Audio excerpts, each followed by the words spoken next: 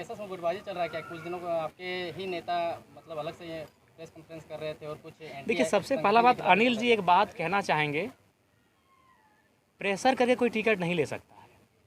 अगर धनबाद का प्रत्याशी धनबाद में प्रेस कॉन्फ्रेंस करेगा, हमें दिक्कत नहीं है। हजारीबाग और कोडरमा और चतरा वाले अगर रांची में जाके कॉन्फ्रेंस करेंगे तो भैया प्रेशर से टिकट नहीं मिलता है। आप जनता के बीच रहिए। आप मेरे प्रत्याशी से पूछिएगा तो किसने समीक्षा बैठक अभी तक किया है? जयराम महतो के अलावा एक प्रत्याशी ने समीक्षा बैठक नहीं किया है। बाहर भैया बूथ कमेटी आप नहीं बनाएंगे, हारने के बाद समीक्षा बैठक भी आप नहीं करेंगे, खाली चुनाव लड़ेंगे क्या पार्टी में? पार्टी के लिए आपने क्या दिया? पार्टी ने आपको दिया एक सम्मान दिया, तीसरा स्थान दिया।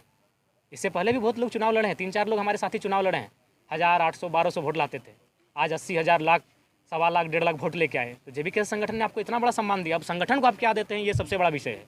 आप अब विधानसभा के चुनाव में अपना बूथ, अपना पंचायत कम से कम लीड करवा के दीजिए। आप लोकसभा में जिसको टिकट दिए थे वो विधानसभा में नजर आएंगे कि नहीं? देखिए, अगर वो फॉर्म डाले हैं और अगर वहाँ कोई प्रत्याशी कंपटीशन में नहीं दिखा और लगा कि नहीं इनका चेहरा जाने से ही ठीक रहेगा तो जाएंगे, और नहीं तो ऐसा नहीं कि जो 7% 8 के 8 लड़े थे 8 विधानसभा में दिखेंगे। 2-4 लोग चुनाव लड़ाएंगे भी, तो आप लड़े, अब लड़ाइए। बांग्लादेश का जो मुद्दा है बहुत ही गर्म है, आप क्या कहना चाहेंगे? देखिए, उस पर हमें क्रांति के बाद ही वो देखिए, सबसे पहला बात जो छात्रों की क्रांति थी वो अलग विषय, लेकिन उसके बाद वहाँ के अल्पसंख्यकों को जो टारगेट किया जा रहा है ये दुर्भाग्यपूर्ण है।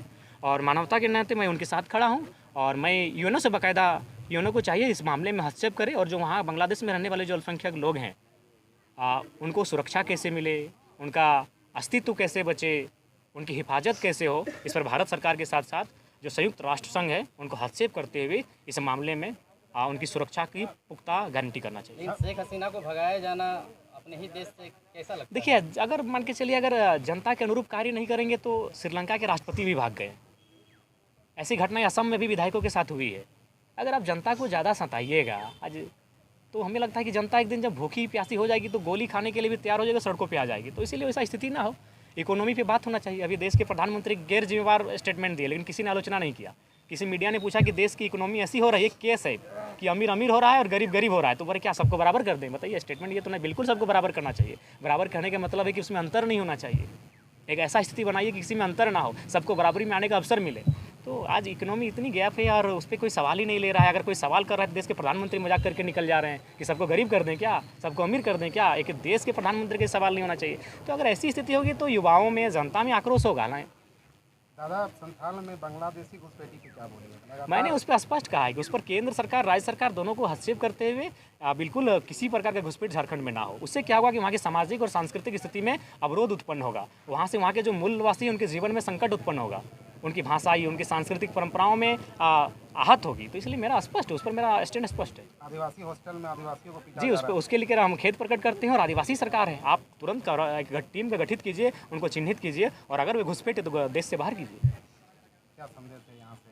संदेश यही रहेगा, ये राज्य बहुत तकलीफ के बाद राज्य बना है, इस राज्य का हितार्थ तो हम लोग यही चाहते हैं।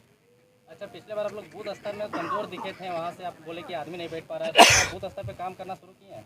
हाँ, इस बार बूथ स्तर पे हम लोग काम कर रहे हैं और इस बार हम लोग जनता के साथ साथ कार्यकर्ता पे काम करेंगे। मैंने पहले कहा कार्यकर्ता, कार्यक्रम, कार्यालय और कोष, तभी चुनाव लड़े जा सकते हैं और तभी राजनीतिक पार्टी तैयार होती है। आज प्रत्याशी का फॉर्म भरने का अंतिम डेट है, तो क्या लगता है प्रत्याशी का प्रथम लिस्ट कब तक जारी कीजिएगा? देखिए, हम लोग लगता है कि 1-2 दिन बढ़ाएंगे लिस्ट को, कहीं 15 अगस्त भी है, कुछ लोग व्यस्त रहे, खेती बाड़ी का दिन है, तो 2 दिन अवसर देंगे और 15 अगस्त को पहली लिस्ट जारी हो जाएगी। वैसे लोग जो फॉर्म नहीं भर पाए वो नहीं, बिल्कुल नहीं, बाद में नहीं। अगर वो संगठन के एक्टिव लोग हैं और खासकर धनबाद बोकर, जैसे मान के चलिए अगर राजमहल छूटा है तो वहाँ अगर कोई नहीं तो हमको तो किसी को लड़ाना होगा। लेकिन जहाँ से फॉर्म आ चुका है और कोई नहीं भरा है तो वहाँ उनके साथ कैसे जाएंगे जी? जो लोग फॉर्म भरे उनके साथ जाएंगे। मान के चलिए टुंडी विधानसभा है, अब मान के चलिए टुंडी विधानसभा से गौतम अगर प्रत्याशी अपने आप को मानता है और ये फॉर्म नहीं भरा है, ये अगर इस मैंने एटीट्यूड में कि हम तो टुंडी के ही हैं, टाइगर के खासम खास है, पार्टी के लिए इतना कुछ किए हैं, और फॉर्म अगर बाकी 7 लोगों ने भरा है तो हम पहले उन 7 लोगों को प्राथमिकता देंगे। गौतम अगर फॉर्म नहीं भरा तो इनको बाद में इनके पास आएंगे कि भाई टुंडी से कोई नहीं, आप लड़ेंगे क्या। लेकिन अगर 7 में कोई तैयार होता है तो हम वहाँ जाएंगे। जो फॉर्म नहीं भरा है उनके उस पर कोई विचार नहीं होगा। क्या रिपोर्ट है, कितने विधानसभा से एप्लीकेशन आया है अभी तक? हम तो देखिए, वो तो चुनाव समिति बनी है, आप उस पर भी कभी सवाल जवाब कीजिए, वो उत्तर देने के लिए तैयार है।